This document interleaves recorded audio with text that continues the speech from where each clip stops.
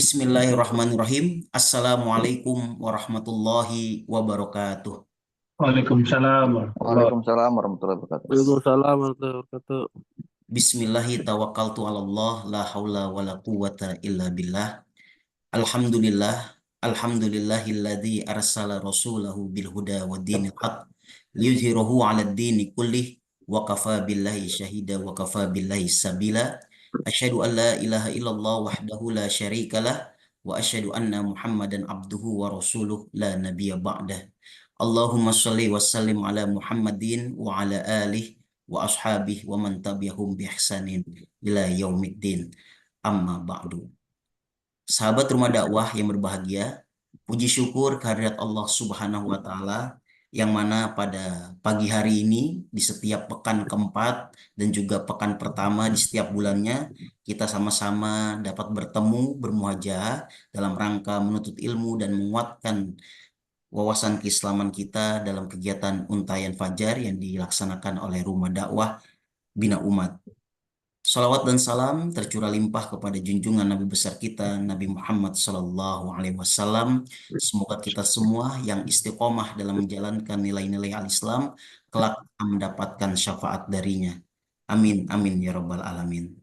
Sahabat rumah dakwah yang berbahagia, sebelum kita mulai kegiatan kita pada pagi hari ini, seperti biasa, marilah sama-sama kita mulai dengan membaca suratul Fatihah dan juga kita berdoa pertama. Marilah sama-sama kita doakan orang tua kita, baik yang masih hidup maupun yang sudah mendahului kita, baik yang masih hidup diberikan kesehatan, keberkahan, dan juga perlindungan dari Allah Subhanahu wa Ta'ala. Dan bagi yang sudah mendahului kita, kita doakan mereka semua diterima amal baiknya, amal solehnya, dan diampuni segala dosa-dosanya.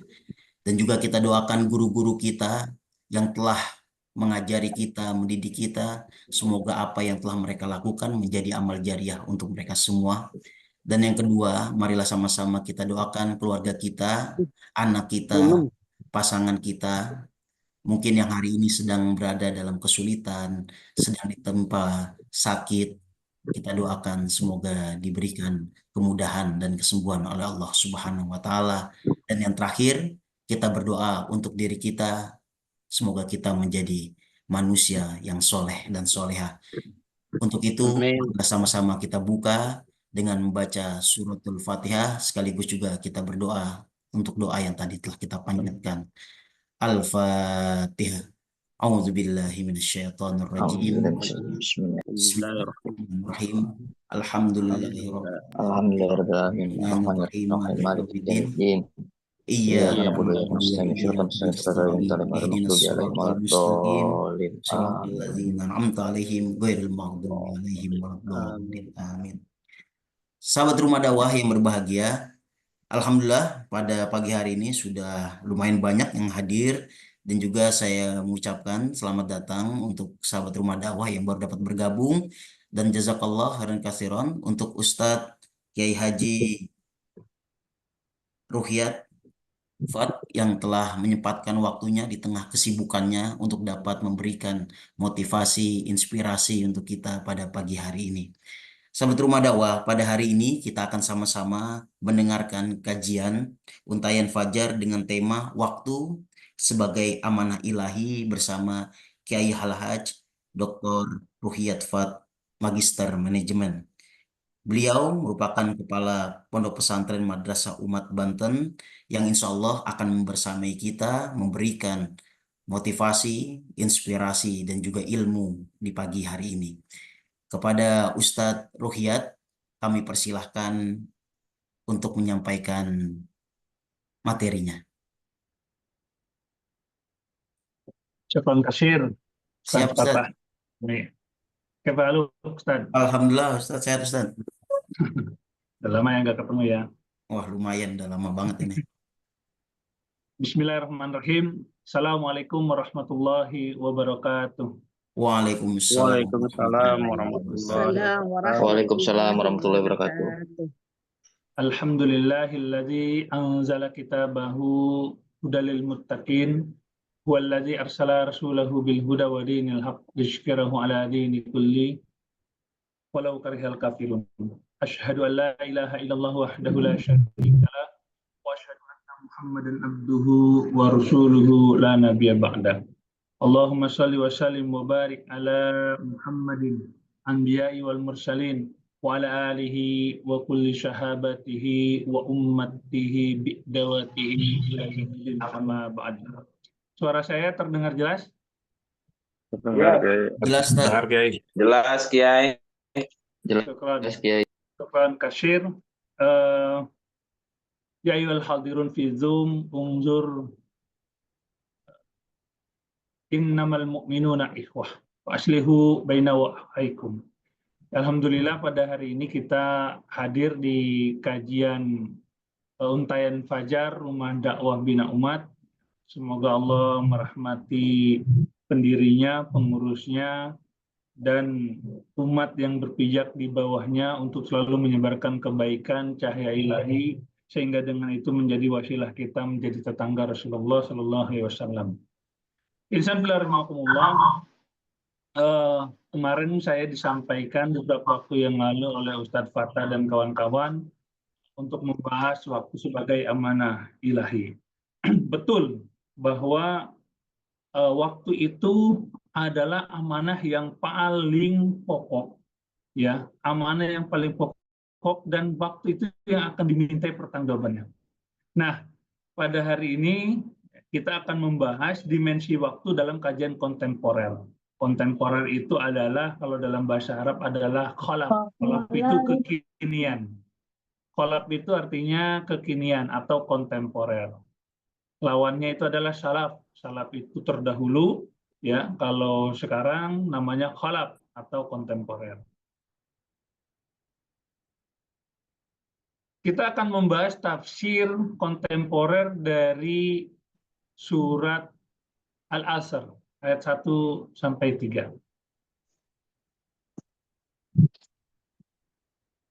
A'udzu billahi minasyaitonir rajim. Bismillahirrahmanirrahim. Wal asr. Demi waktu.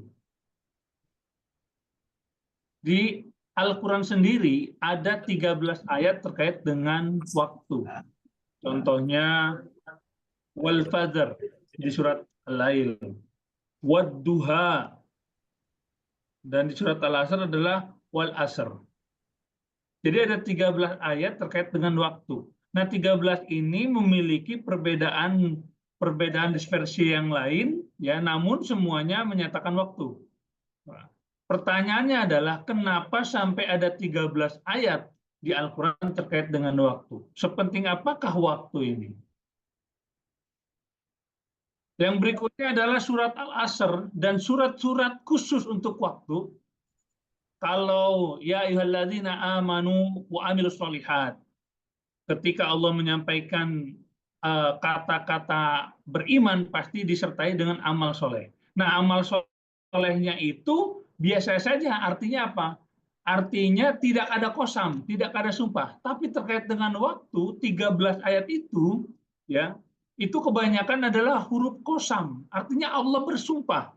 Dalam kitab Jurumiyah dijelaskan bahwa kalau Allah bersumpah itu dengan makhluknya, ya, dengan makhluknya, dan kita bersumpah hanya atas nama Allah. Nah, ini wal asr, huruf waw di depan ini menandakan adalah sumpah. Ini namanya huruf qasam kalau dalam tata bahasa Arab. Nah, ketika Allah bersumpah diawali dengan huruf qasam atau huruf ba, misalkan billahi, wallahi, pakai ta, taullahi, itu artinya adalah perkara yang sangat penting. Ya, saya ulangi bahwa ketika Allah, ya, di Al-Quran diawali dengan huruf waw, ta atau ba, itu namanya huruf qasam, berarti ini adalah perkara yang sangat penting. Sehingga Allah bersumpah atas nama itu. Dan Allah tidak pernah bersumpah kecuali hal-hal yang sangat penting. Nah, terkait dengan waktu ini, Allah bersumpah, ya, artinya ini sangat penting. Nanti kita bahas insya Allah. Yang berikutnya hadis riwayat Suyuti nomor 555. Ada dua nikmat yang kebanyakan manusia rugi di dalamnya, yakni kesehatan dan kesempatan. Nah, kesempatan ini adalah dimensi waktu. Ada juga ya 5 perkara sebelum 5 perkara. Waktu luangmu sebelum sempitmu, itu juga dengan waktu. Nah, karena hal ini ulama membuat maududi. Apa itu maududi? Yaitu tematik terkait dengan waktu, lalu menyimpulkan terkait apa sih waktu, bagaimana sih pentingnya waktu, seperti dalam kitab Hilyatul Aulia, ya, jilid 2 halaman 148. Wahai manusia, ini perkataan Imam Hasan Al-Basri, wahai manusia, sesungguhnya kalian hanyalah kumpulan hari. Tatkala satu hari itu hilang, maka akan hilang pula sebagian dari dirimu. Jadi ketika kita melewatkan hari tanpa makna, itu seperti senja tanpa matahari. Gelap artinya rugi. Yang berikutnya adalah waktu bagaikan pedang. Nah, ini kita sudah maklumud darurun biddin, kita sudah maklum ini adalah perkataan Imam Syafi'i. Ya, al-waktu kasyaf, al-waktu syaf. Waktu itu adalah pedang, ya. Jika kamu tidak memotongnya, tidak memanfaatkannya, maka dia akan memotongmu. Artinya memotongmu itu adalah rugi kita. Ini ada dalam kitab Al-Jawabul Kafi, ya, halaman 19. Di kitab yang sama, Imam Syafi'i juga berkata, jika dirimu tidak tersibukkan dengan hal-hal yang baik atau yang hak, pasti akan disibukkan dengan hal-hal yang sia-sia atau batil.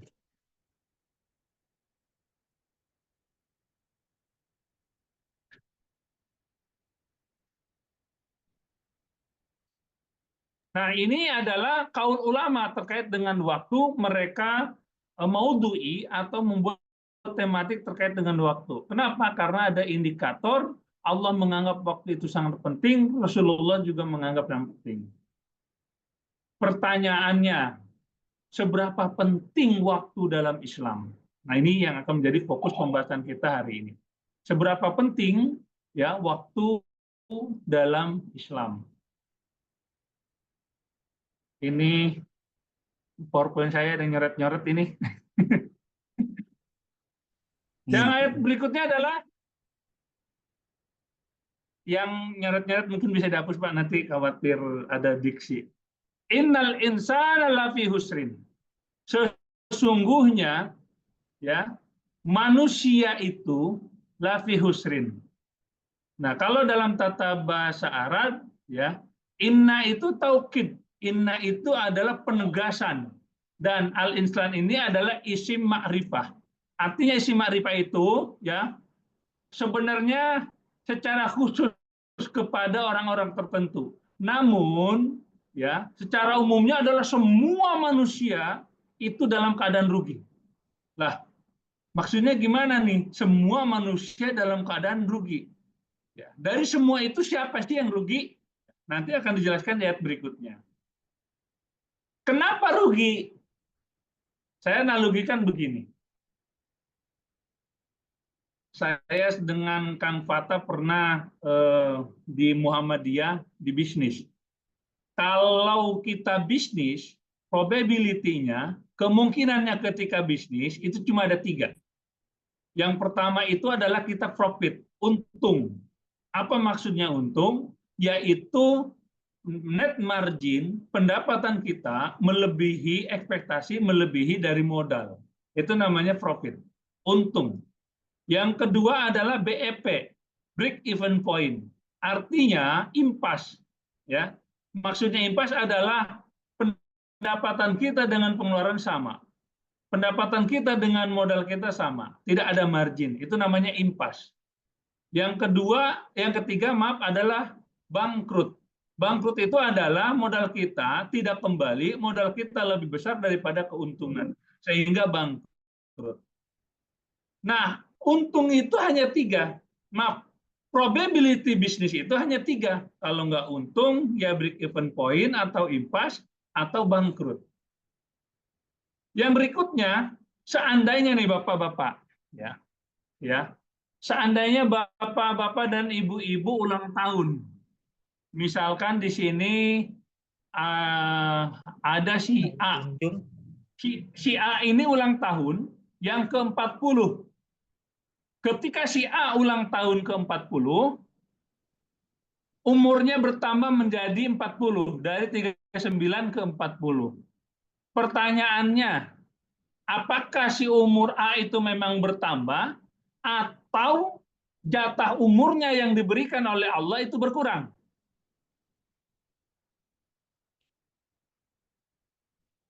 Tidak apa-apa dijawab. Seandainya si A, si Agus nih ya, si Agus ini dia dijatah oleh Allah umurnya adalah 60 atau 70 tahun. Si Agus dijatah oleh Allah umurnya 70 tahun. Lalu pada tahun ini dia ulang tahun ke-40. Maka dibawakan oleh teman-temannya kue tulisannya 40. Ya, selamat ulang tahun Agus yang ke-40. Nah, umurnya bertambah dari 39 ke 40. Pertanyaannya, ya, sebenarnya umurnya itu bertambah atau dia umurnya jatahnya berkurang? Berkurang.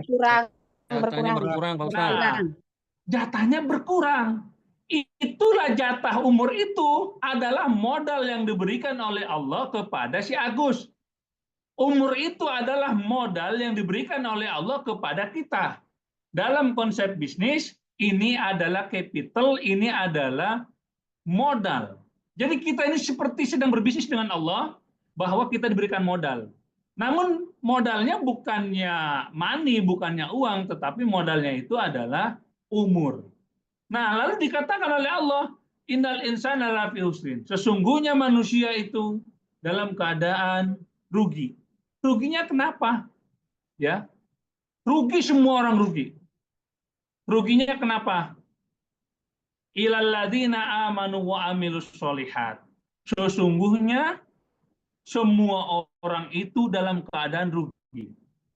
Ini ada huruf naf. Ila, kecuali orang-orang yang beriman dan beramal soleh. Jadi seandainya ibu-ibu di rumah tidak nyakitin orang, ya, tidak ngomongin orang, ya, tidak jari tangannya tidak sembarangan di medsos, tidak nyakitin orang, tidak mengumpat orang, tidak ngomongin orang, tidak maling harta orang, tapi sehari-harinya ibu-ibu di dalam rumah tidur aja, enggak berdosa. Ibu-ibu di rumah tidak berdosa karena tidak menyakiti orang lain. Ibu-ibu tidak berdosa karena tidak mengambil hak orang lain. Ibu-ibu juga tidak berdosa karena ibu tidak melalaikan kewajiban kepada Allah, misalkan. Hanya sholat toh, ya, hanya sholat toh tidur lagi, sholat toh tidur lagi, hanya begitu saja. Ibu-ibu tidak berdosa karena tidak menyakiti orang lain. Tetapi ibu-ibu termasuk orang yang terkategori husrin, yaitu orang-orang yang rugi. Ruginya kenapa? Karena modal yang Allah berikan, ibu-ibu sia-siakan. Inilah yang dimaksud dengan Imam Hasan Al-Basri, bahwa hari itu adalah kita ini bagaikan pula sebagian dari kita.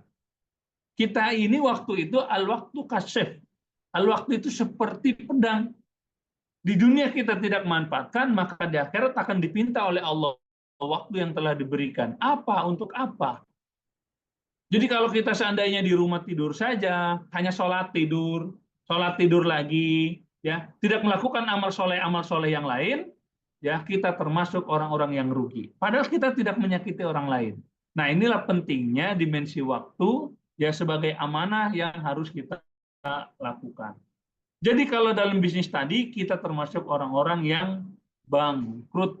Kenapa bangkrut? Karena ada modal yang Allah berikan kepada kita, ya, itu kita sia-siakan.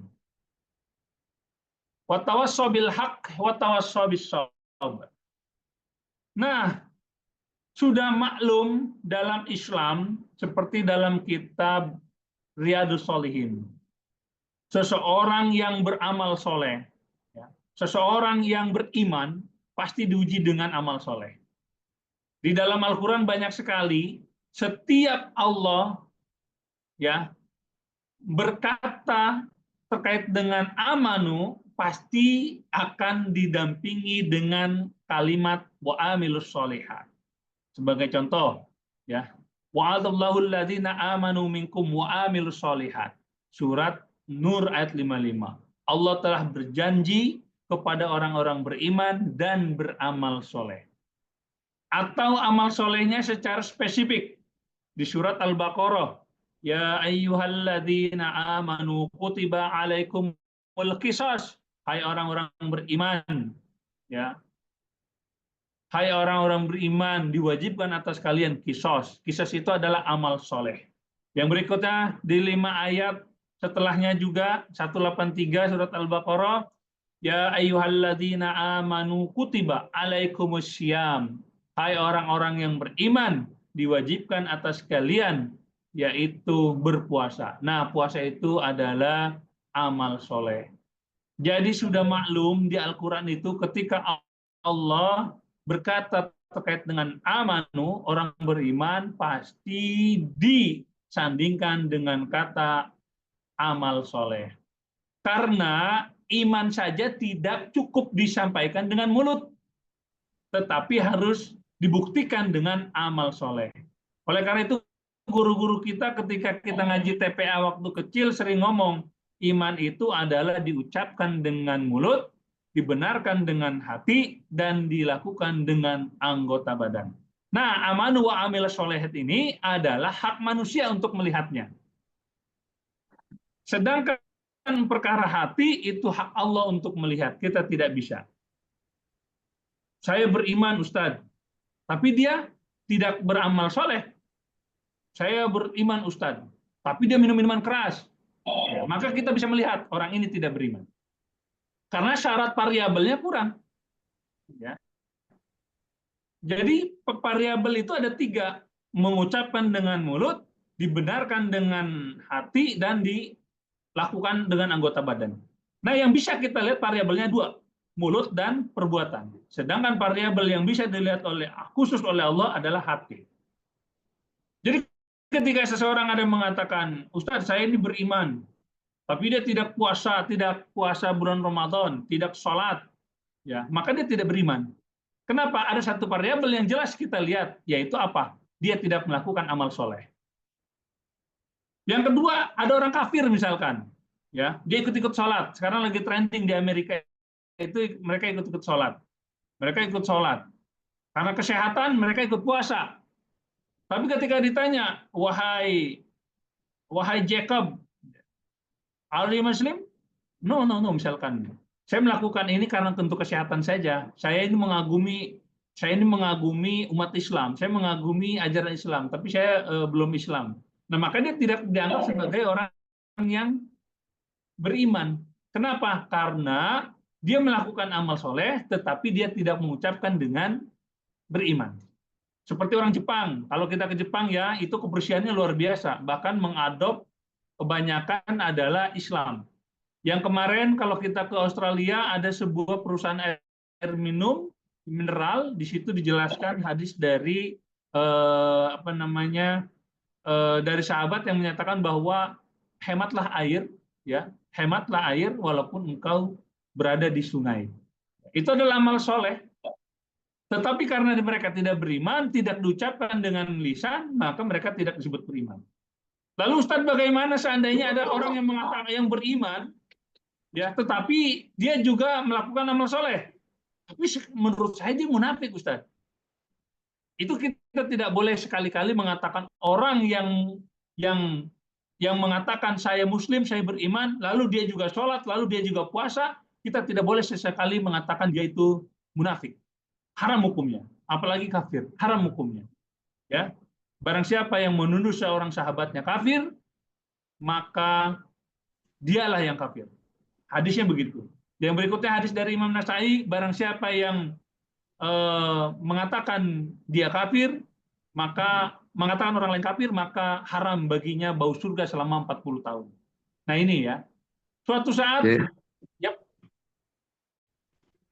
Kenapa? Oke, saya lanjutkan ya. Lanjut Ustaz, lanjut. Nah, suatu ketika itu sedang jihad Rasulullah, ya, sahabat sedang jihad, lalu seorang kafir ini membunuh sahabat Rasulullah banyak. Suatu ketika hendak dibunuh, orang kafir ini mengatakan, amantu billah, ya Quraisy, amantu billah, wahai orang Quraisy, aku telah beriman kepada Allah wa Rasulillah. Ya. Tapi kata si sahabat itu, engkau mengatakan itu karena takut dibunuh juga dia. Setelah dibunuh, dilihat oleh sahabat yang lain. Bukankah dia telah mengatakan la ilaha illallah? Ya, tapi dia mengatakan itu karena takut dibunuh. Suatu ketika sahabat itu pulang dari ekspedisinya, sampai ke Rasulullah, ya disampaikanlah ke Rasulullah. Ya Rasulullah, si Fulan telah membunuh si Fulan yang lain. Padahal orang itu telah mengatakan la ilaha illallah. Dipanggillah.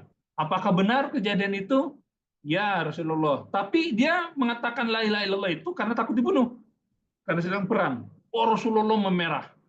Wajah Rasulullah memerah, ya, dan urat leher Rasulullah itu kelihatan. Tandanya Rasulullah sangat marah. Rasulullah bangun dari tempat duduknya di Masjid Nabawi lalu mengatakan, kenapa engkau tidak belek saja dadanya? Lihat hatinya. Apakah hatinya itu beriman atau tidak? Rasulullah marah. Artinya apa? Untuk melihat hati itu adalah urusan Allah. Itu adalah hak Allah. Jadi selama ada orang yang mengatakan saya beriman, saya muslim, lalu dia mengatakan amilus solehat, ya, dan sebagainya, sholat, puasa, itu masih beriman. Ya, itu masih beriman. Kecuali dia melakukan standar ganda, ya, dia sholat iya, sahur iya, ya, besoknya nggak puasa, ya. Dia sholat iya, kadang-kadang misalkan gitu. Nah itu adalah perkara yang zohir, bisa kita. Nah insyaallah rahimakumullah, kembali ke tema. Jadi semua manusia pada dasarnya mengalami kerugian, semuanya, kecuali orang-orang yang telah beriman dan mengerjakan amal soleh.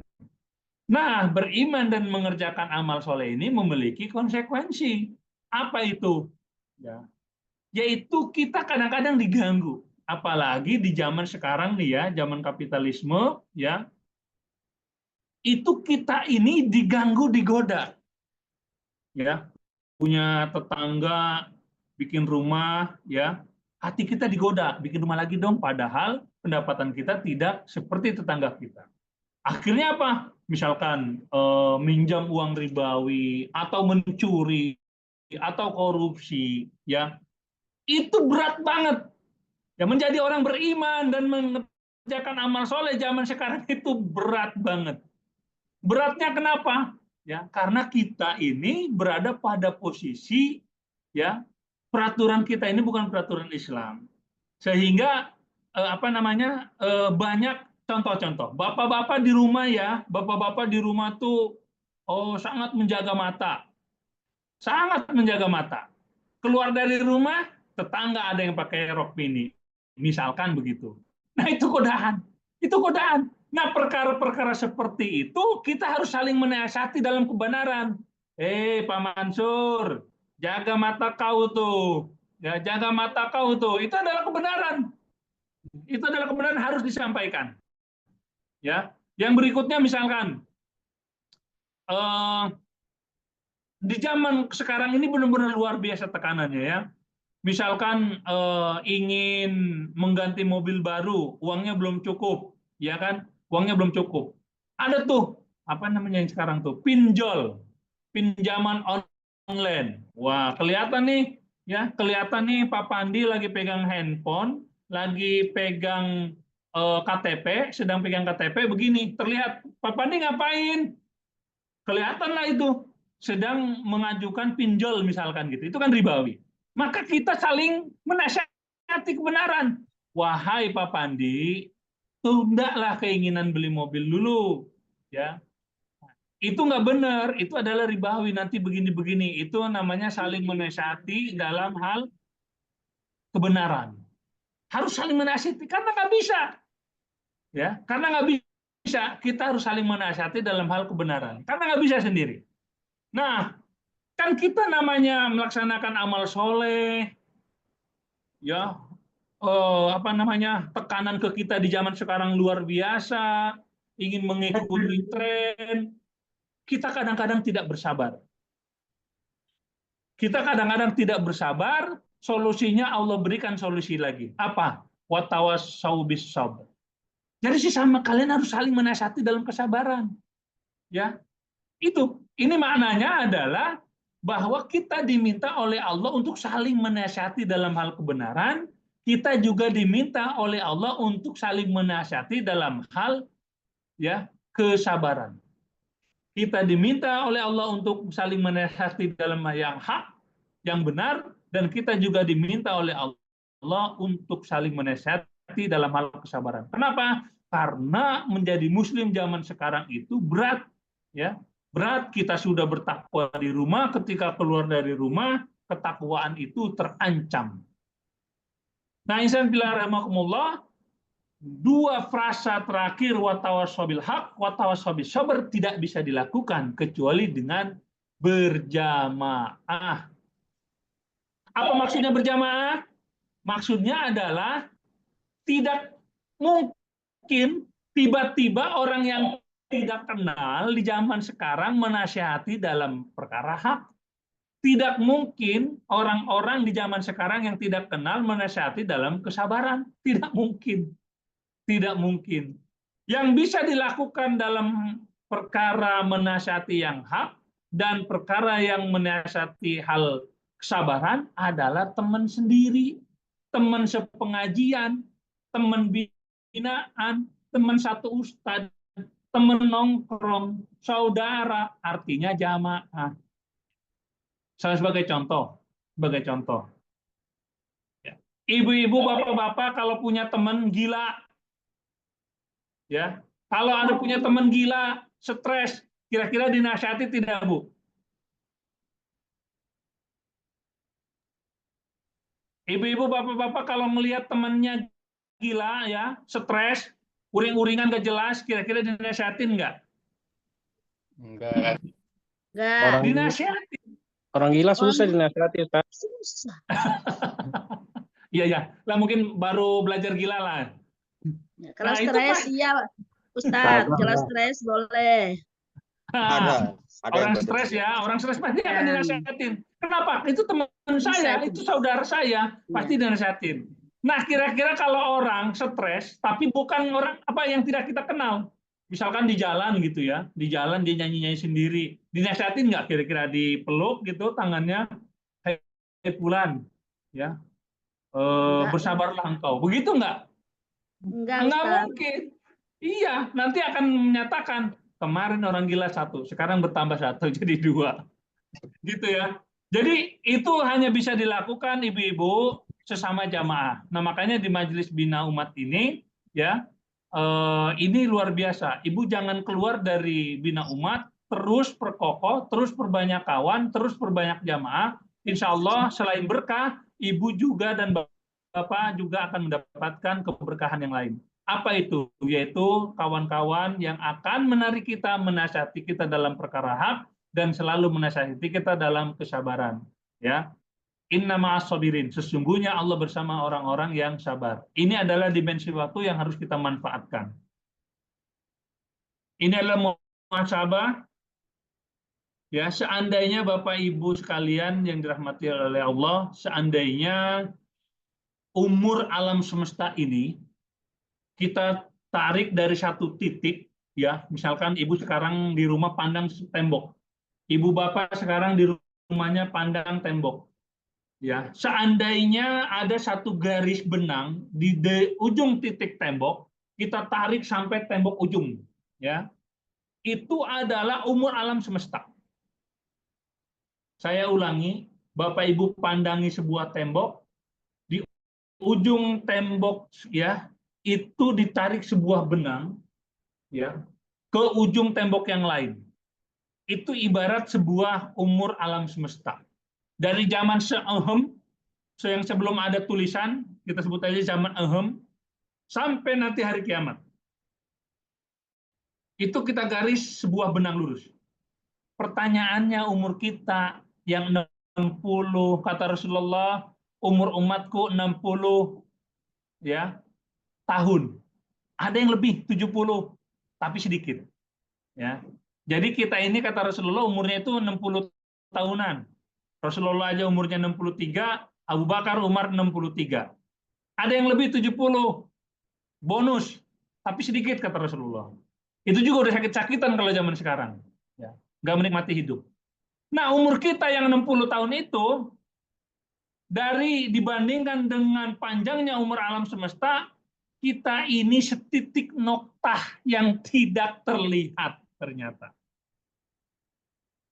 Saya ulangi, dibandingkan dengan umur alam semesta yang telah Allah ciptakan, ternyata umur kita ini adalah setitik noktah. Ya.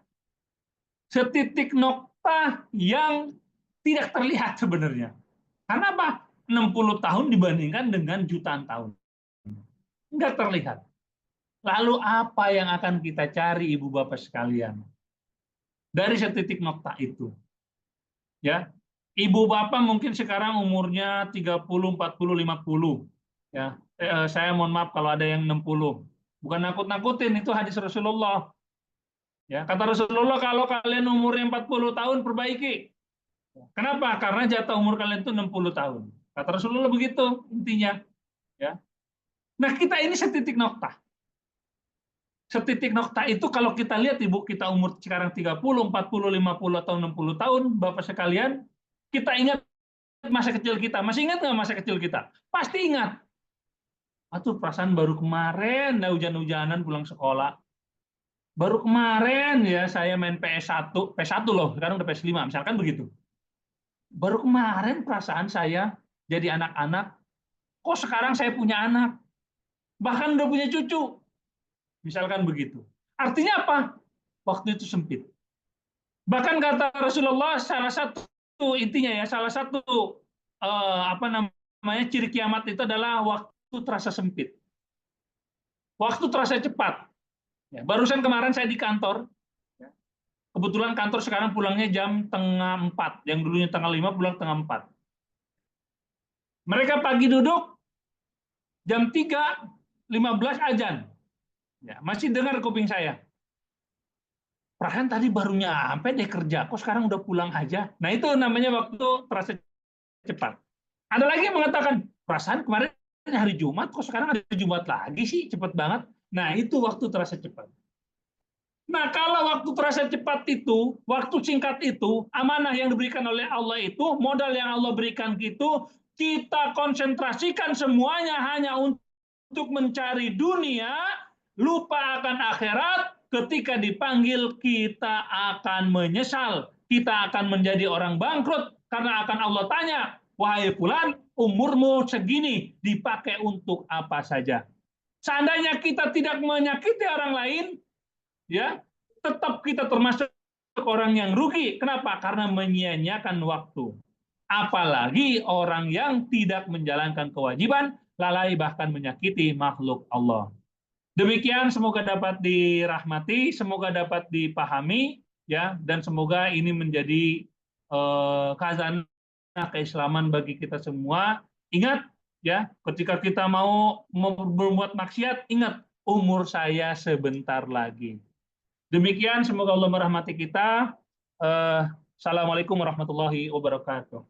Waalaikumsalam Waalaikumsalam warahmatullahi Waalaikumsalam wabarakatuh. warahmatullahi wabarakatuh. Waalaikumsalam Jazakallah khairan warahmatullahi katsiran wabarakatuh. untuk Pak Kiai Wabarakatuh. atas materi, nasihat, motivasi yang diberikan untuk kita semua. Dipersilahkan kepada sahabat rumah dakwah, bagi yang ingin bertanya kita batasi karena Pak Kiai akan ada kegiatan kembali ya setelah jam 6 nanti. Dipersilahkan 3 penanya, bagi yang ingin bertanya boleh dinonaktifkan ya, bisa diaktifkan suaranya, audionya, atau bisa melalui room chat. Dipersilahkan.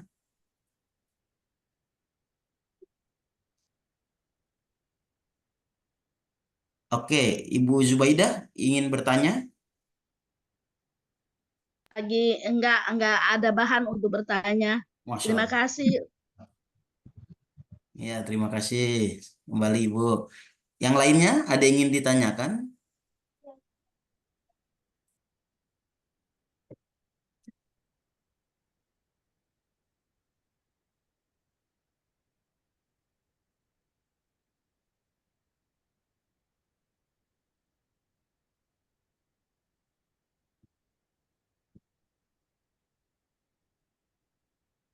Baik, mungkin sembari menunggu saat penanya yang lain, mungkin saya ingin bertanya terlebih dahulu, Ustadz.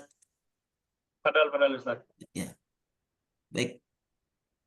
Di zaman sekarang ini kita tidak bisa pungkiri bahwa waktu itu tadi cepat sekali ya disampaikan oleh Pak Kiai itu terasa cepat. Jadi bagaimana kita bisa memaknai waktu yang cepat itu, tetapi setiap momentum itu dalam rangka pengabdian kita kepada Allah Subhanahu wa taala. Jadi banyak yang tadi Ustadz sampaikan, hidup panjang tapi rugi. Ada juga yang hidupnya panjang, impas, ada juga yang untung. Nah, agar kita ini, istilah kata, walaupun cepat, tapi bagaimana sih kita bisa menikmati itu semua? Kalau itu terlalu fast, kita bisa slow gitu, slow dalam diri kita secara pribadi, dan selanjutnya itu semua kita dharma baktikan hanya kepada Allah Subhanahu wa Ta'ala. Seperti itu, Pak Kiai. Silakan, Pak Ya, Kiai, boleh ditanggapi terlebih dahulu. ya. Syukran kasir Ustaz Fatah. Dalam kitab Hilyatul Aulia dijelaskan Ibrahim An-Nakhai, ya. Suatu ketika muridnya Ibrahim An-Nakhai ini sibuk terus, ya. Sibuk terus. Jadi kayaknya karena beliau pedagang, ya, malamnya itu buat roti, ya, paginya dijual ke pasar, ya. Jual ke pasar. Jadi sibuk terus. Lalu beliau mengeluh kepada istrinya, ya. Beliau mengeluh kepada istrinya, wahai istriku, kok kayaknya sehari-hari saya itu hanya dunia melulu ya. Padahal zaman dulu itu ya walaupun orang mengatakan dunia ya dia tetap sholatnya luar biasa, puasanya luar biasa, ya menuntut ilmunya luar biasa. Tapi ada yang rasa kurang. Jadi waktunya itu terasa sempit. Waktu terasa sempit, waktu terasa kok kayaknya tidak bermakna ya.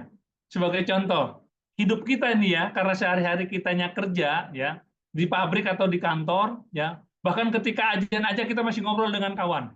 Masih ngobrol dengan kawan, masuk ke masjid ya, kita lupa tuh kita mau ngapain. Lalu sholat ikut sholat, ya wudhu, sholat, setelah sholat, kita, lah kok ini kita plong aja. Pernah ngerasain begitu nggak? Kok kita kayak sholat begitu aja, kayak hilang begitu saja ya momennya. Ya, terus apalagi kita sibuk, ya berangkat subuh, pulang malam misalkan kerja begitu. Kerjaan di kantor ya atau ada yang di pabrik atau mengajar, kok nggak bisa habis ya, ada terus. Nah, ini apa solusinya? Solusinya adalah seperti yang tadi muridnya Ibrahim An-Nakhai mengatakan kepada istrinya. Kata istrinya apa? Wahai suamiku, coba tanyakan kepada Ibrahim An-Nakhai. Ditanyakanlah kepada Ibrahim An-Nakhai. Wahai Syekh, wahai guruku, aku ini kok sibuk setiap hari. Tapi tidak bermakna. Sibuknya kebanyakan di pasar, sibuknya kebanyakan nyuci. Ya. Kalau zaman dulu nyuci itu adalah kewajiban bapak-bapak ya. Karena orang Sunda aja nyebutnya istri itu pemajikan, ya, karena kewajiban suami. Nah, lalu membuat roti, adonan roti dijual ke pasar, begitu terus. Kok kayak hidup tidak bermakna ya? Apa yang disampaikan oleh sang ulama, beliau menasihati, coba perbanyak baca Quran dan istighfar. Apa itu baca Quran dan istighfar? Coba saja. Nah, maka dia disempatkan dia membaca Al-Quran setiap sholat. Jadi yang biasanya dia ketika Assalamualaikum warahmatullahi wabarakatuh, Assalamualaikum warahmatullahi wabarakatuh, dia langsung kabur, dia langsung mengerjakan kerjaan dunia, dia tahan dulu beberapa saat untuk membaca Al-Quran atau memperbaiki hafalannya. Setelah itu dia juga beristighfar setiap saat. Ternyata benar, pekerjaan yang biasanya membuat dia lelah dari sore sampai malam, lalu pagi dia jual roti lagi, sekarang tidak begitu. Ya, entah kenapa dia merasakan buat adonan roti di zaman itu sore maghrib selesai. Dia tidur tahajud bercengkrama dengan anak istrinya, bercengkrama dengan keluarganya. Pagi-pagi dia ke pasar langsung ludes tuh jualannya. Dari situ dia langsung ke rumah dia bisa ada waktu untuk untuk mengkaji keilmuan dengan gurunya. Gurunya tersenyum, tumben datangnya lebih awal. Kata muridnya, semenjak engkau menyarankan aku membaca Quran dan perbanyak istighfar, justru waktuku menjadi lapang. Pertanyaannya, apakah waktu 24 jam itu ditambahin menjadi 72 jam? Tidak kan? Enggak. Tidak, betul Ibu. Tidak. Tetapi kenapa bisa lapang? Kenapa bisa lapang? Karena ada manajemen waktu versi Allah. Ini benar. Dalam hadis Imam Ahmad dijelaskan bahwa barang siapa yang memperbanyak istighfar, maka dia akan diberikan solusi atas masalahnya. Diberikan rezeki yang tidak disangka-sangka. Dan diberikan kelapangan dari kesempitannya. Nah, ini hadis dari Imam Ahmad. Barang siapa memperbanyak istighfar, maka dia akan diberikan rezeki yang tidak disangka-sangka, memberikan solusi dari permasalahannya, dan dilapangkan kesempitannya. Ini ya, ini luar biasa. Begitu Ustadz. Jazakallah, Pak Kiai. Nah, ini selanjutnya ada pertanyaan dari, wah ini Ustadz Toto Alfat ini. Sudah lama tak bersua. Senior ini, senior. Senior kita ini. Jadi persilakan Ustadz Toto. Assalamualaikum Pak Ustadz. Waalaikumsalam warahmatullahi wabarakatuh. Sehat Ustadz? Alhamdulillah sehat. Terima kasih Ustadz Fatah. Ustadz Ruhyat, mudah-mudahan senantiasa sehat dan tetap istiqomah selalu. Amin, amin Ustadz. Wah. Siapa Mohon izin, dosennya? ya, mohon izin Pak Ustadz, ini kaitannya dengan materi tadi yang disampaikan. Disampaikan tadi waktu adalah amanah, ya. Terus di pertanyaan Ustadz Fatah tadi, konsepnya waktu ini berjalan terlalu cepat gitu ya. Ada yang merasa, oh, tahu-tahu kok ini udah Jumat aja. Nah, ini yang menjadi concern saya, ini kalau kayak saya kaitkan dengan bagaimana kita mendidik anak nih Pak Ustadz. Nah, di sini kalau kita amati, anak kita, mungkin anak saya sendirilah ya, mungkin kalau yang lain mudah-mudahan lebih baik. Ini saat ini di era yang sekarang, yang notabene mereka lebih suka atau lebih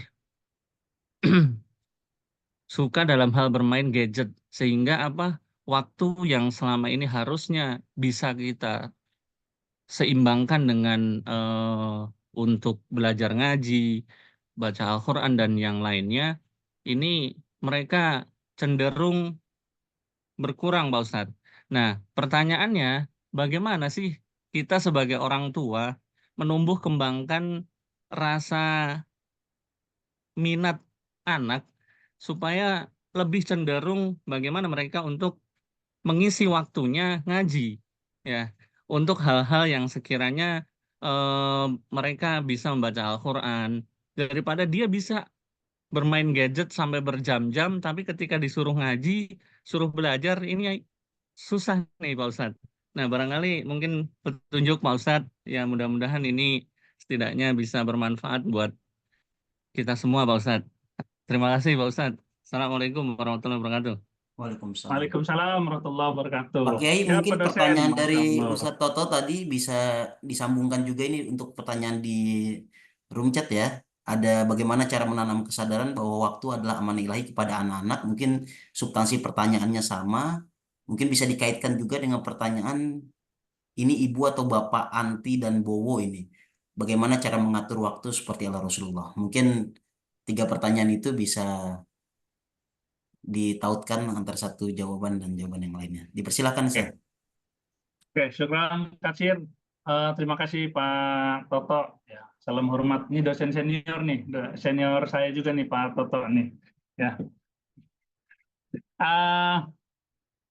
Semoga Allah merahmati kita. Bagaimana caranya mengatur waktu anak, ya? Karena kalau kita dulu habis maghrib itu kita baca Quran gitu ya.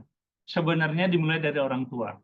Kullu mauludun fitrah fa'abauhu nasranian au majusian au yahudian. Sesungguhnya setiap anak yang dilahirkan itu dalam keadaan fitrah, bersih seperti kertas yang tanpa coretan. Fa'abauhu, orang tuanya lah, bapaknya lah yang menjadikan dia najasi Nasrani maupun Yahudi. Nah, ini hadis ini dalam konsep ta'dibuna ini adalah kewajiban orang tua.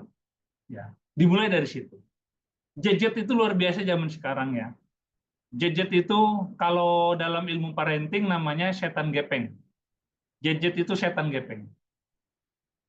Bahkan per Desember kemarin, Kanada, Australia, Finlandia itu meresmikan undang-undang yang tidak membolehkan orang tua memberikan handphone ya untuk mengakses media sosial untuk anak di bawah 16 tahun.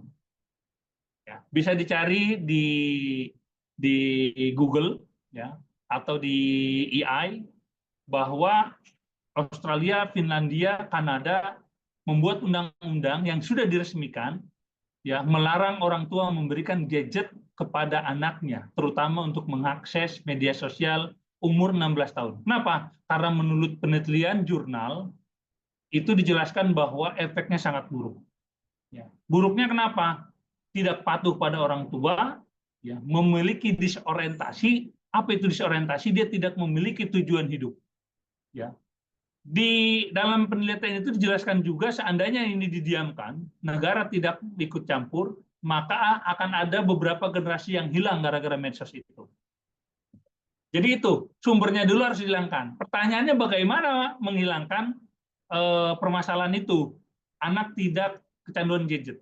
Pertama adalah Bapak, Ibu dan sekalian, anak-anak menggunakan gadget karena kitanya sendiri yang lemah sebenarnya. Kita malas ngobrol dengan anak, dikasih gadget. Anak ingin es krim waktu kecil, dikasih gadget. Ya, kita nggak punya uang, anak nangis. Ya, agar anaknya diam, dikasih gadget. Nah itu, jadi dia memiliki stimulus bahwa semua permasalahan hidup saya selesai dengan gadget. Kenapa? Karena orang tuanya ngasih. Lalu Ustadz bagaimana kalau sudah terjadi? Nah, dibuat perjanjian. Perjanjiannya apa? Wahai nak, ya, wahai nak, kamu boleh main gadget, tetapi dari jam ini sampai jam ini ya. Itu akan terjadi penolakan. Akan terjadi penolakan dari anak. Ya, dia protektif. Tapi tidak apa-apa, dilanjutkan. Tidak masalah, dia nangis. Jangan dikasih. Kalau dia nangis, dikasih lagi, ya itu repot. Maka harus Bapak dengan orang tua memiliki visi yang sama. Ya, dibuat. Nah, lalu ketika dia bengong tidak main gadget, harus ngapain? Nah, inilah dibuat acara-acara khusus antara kedua orang tua. Ibu dan bapak membuat acara di rumah yang menarik. Apa? Ganti ke permainan yang lain. Ke permainan yang lain yang membuat dia lupa gadget. Ya. Misalkan permainan, maaf ya, misalkan monopoli yang dilakukan bersama. Atau ibu bapak dan anak memiliki kegiatan bersama. Misalkan camping bareng misalkan. Ya. Persyaratannya kalau kita camping jangan main gadget ya, gitu. Atau ayah, boleh dong main ke rumah nenek di Wonogiri misalkan gitu ya. Sekali makan bakso gitu kan ya. Boleh, tapi ada syaratnya. Kita nggak boleh main gadget. Gimana? Gitu. Dibuat asik. Insya Allah akan bisa. Nah, di pondok pesantren kami sendiri itu menggunakan konsep ta'dibuna, yaitu pendidikan adab ya, dan sampai SMA itu tidak menggunakan handphone. Handphone hanya diakses hari Sabtu dari jam 7 sampai jam 8, itu pun hanya untuk melihat beasiswa ke Timur Tengah. Hanya itu saja. Selain itu tidak. Tapi mereka dibuatkan media sosial, Instagram dan sebagainya. Tapi hanya diakses dari pukul 7 sampai pukul 8 hanya hari Sabtu. Kenapa? Mereka juga tidak boleh ketinggalan informasi dunia. Mereka juga tidak boleh gaptek, ya, tetapi dibatasi. Itu. Ya. Kalau untuk yang lebih jelasnya, nanti Pak dosen bisa hubungi saya. Ini karena waktunya terbatas ini. Kangen juga saya sama Pak dosen ya. Yang berikutnya bagaimana cara Rasulullah itu mengatur waktu. Rasulullah itu tidak mengatur waktu Bapak Ibu sekalian. Tetapi alamiah. Ditambah beliau adalah mas'um, ya, dijaga oleh Allah, tapi alamiah waktunya. Kenapa? Bayangkan 23 tahun, ya. Kalau Nabi Nuh dakwah itu 1000 tahun kurang 50 hari. Berapa tuh 1000 tahun kurang 50 hari? 950 tahun Nabi Nuh dakwah. Tapi hanya di seputar daerah Kan'an. Daerah Kan'an itu Mesir. Tapi Rasulullah hanya 23 tahun dakwah, tapi menguasai dunia. Ini luar biasa. Tapi bagaimana cara Rasulullah mengatur waktu? Nah, Rasulullah mengatur waktunya itu adalah beliau menjadikan dakwahnya sebagai poros hidup. Dulu beliau sebagai pedagang.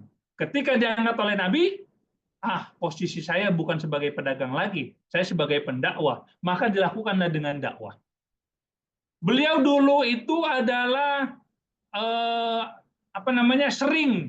sering berujlah ya di Gua Hiro sebelum diangkat menjadi nabi. Ketika diangkat menjadi nabi, beliau tidak banyak lagi di Gua Hiro, tetapi beliau mendakwah. Nah, dalam proses berdakwah itulah ibu bapak Allah akan memberikan keberkahan. Jadi dakwah itu dijadikan poros hidup. Mau kemana? Mengganggu nggak nih aktivitas dakwah saya? Hari ini saya hari Minggu, hari Sabtu maaf, besok hari Minggu saya mau jalan-jalan nih. Kebetulan ada jadwal dari Ustadz Patah nih, dari Bina Umat, ada pengajian, saya tunda dulu lah jalan-jalannya. Nah, itu namanya mengatur waktu. Dari situ, Ibu, ada ilmu Allah yang tidak tertulis. Apa namanya? Keberkahan waktu. Ya, yang tidak saya bisa jelaskan. Nah, keberkahan waktu itu menurut ulama adalah al-waqtul jadul khair. Waktu itu akan bertambahnya kebaikan. Jadi berkah itu namanya jadul khair, yaitu bertambahnya kebaikan. Nah, kebaikan-kebaikan yang bertambah itu karena kita memfokuskan diri kepada Allah. Mungkin quote dari Rasulullah SAW, barang siapa yang mencari dunia, maka dunia akan barang siapa yang mencari dunia, maka dia akan melayani dunia. Barang siapa yang mencari akhirat, dunia akan melayaninya. Inilah konsep yang Rasulullah lakukan. Ya, Rasulullah mencari akhirat, dunia melayaninya. Gitu. Tapi kalau kita mencari dunia, maka kita akan melayani dunia. Demikian karena waktu terbatas, mungkin apa Ustaz? Baik, jazakallah khairan katsiran untuk Pak Kiai atas materi yang telah disampaikan. Karena sudah masuk pukul 5:57, mungkin sebelum menutup, 1 menit Pak Ustadz, motivasi untuk kita semua. Tadi saya tertarik dengan watawasau bil haq, watawasau bir sabr, itu bisa dibingkai dalam kata jamaah. Bagaimana kita menguatkan kebersamaan kita sehingga kita menjadi bunyanun marsus, bangunan yang kokoh yang tidak mudah untuk diruntuhkan. Silakan Pak Ustadz, 1 menit saja Pak Ustadz. Syukran katsir. Ibu bapak sekalian, kita ini ahlus sunnah wal jamaah. Tapi kita sering hanya mendengar kita ini ahlus sunnah, ahlus sunnah, ahlus sunnah. Padahal di belakangnya ada kata-kata wal jamaah. Wal jamaah itu adalah terikat. Jamaah dalam konsep bernegara adalah jamaah yang menerapkan syariat Islam. Dalam konsep kekinian sekarang, jamaah itu adalah jamaah kutlah, kelompok. Tanpa itu tidak bisa. Rasulullah SAW bersabda, ya, yang intinya bahwa setan itu tidak akan berani kepada domba yang rame-rame. Tetapi setan akan berani kepada domba yang sendirian. Jadi kalau kita tidak punya jamaah, kita tidak ikut majlis taklim, kita tidak ikut komunitas dakwah, insya Allah hijrah kita, ketakwaan kita nol, akan hancur dengan sendirinya. Tidak ada orang yang bisa bertahan sendirian. Tetapi kalau kita berjamaah, misalkan di Bina Umat, di Madrasah Umat maupun dimanapun, ya, Kang Fatah ini kalau tidak salah di Muhammadiyah, ya, Pak Toto juga di Muhammadiyah, ya. Nah itu insya Allah kita akan ada yang saling menasihati, kita akan ada yang menolong. Satu lagi sebelum ditutup, kata Rasulullah, sesungguhnya silaturahmi itu dapat memperbanyak rezeki, dapat memperpanjang umur. Maksudnya apa? Jadi semakin kita banyak link, semakin banyak silaturahmi, semakin banyak saudara, kesempatan untuk lebih maju banyak, kesempatan untuk keluar dari masalah banyak. Ya, Pak Toto ini dari marketing, saya dari marketing dulu. Ilmu yang paling diutamakan dari marketing adalah apa? Relationship. Apa itu relationship? Jamaah. Apa itu? Pertemanan, persaudaraan. Demikian Pak Ustadz, semoga Allah merahmati kita. Alhamdulillahirabbil alamin, kita sampai di penghujung untayan fajar pada pagi hari ini, sahabat rumah dakwah. Kita doakan kepada Pak Kiai, Pak Ruhyat, semoga selalu dalam kesehatan dan ilmu yang tadi disampaikan menjadi amal jariah untuknya dan juga keluarga antum dan juga pondok pesantren antum. Ustaz, selalu diberikan kemudahan, kelancaran, keberkahan oleh Allah Subhanahu wa taala.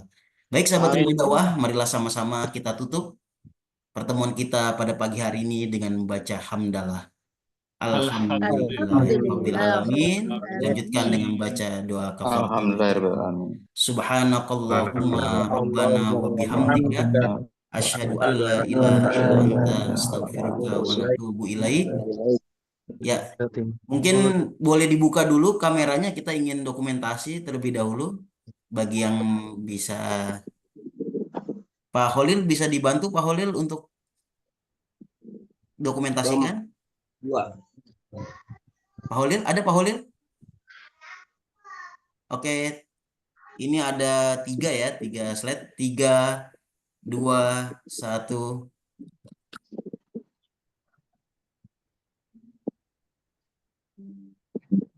Oke, selanjutnya Nah, itu kayak Ustadz nih. 3, Ya. 2, 1. 3, 2, 1.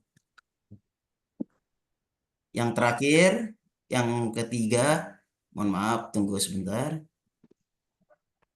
3, 2, 1. Oke, terima kasih untuk kehadirannya. Sampai nanti, sampai bertemu lagi bersama lebih indah, bersama lebih baik. Wassalamualaikum warahmatullahi wabarakatuh. Waalaikumsalam. warahmatullahi wabarakatuh. Warahmatullahi wabarakatuh. Jazakallah khairan katsiran untuk waktunya pada pagi hari ini. Terima kasih. Jazakumullah khairan katsiran. Jazakallah khairan. Izin live Ustaz Kiai. Baik, terima kasih. Terima kasih. Terima kasih untuk kehadirannya. Waalaikumsalam warahmatullahi wabarakatuh. Assalamualaikum. Waalaikumsalam warahmatullahi wabarakatuh. Terima kasih. Assalamualaikum Ustaz, izin live. Terima kasih. Jelek. Wabarakatuh izin live Ustaz. Ya, terima kasih. Iya, baik. Terima kasih. Assalamualaikum, izin keluar. Iya, terima kasih.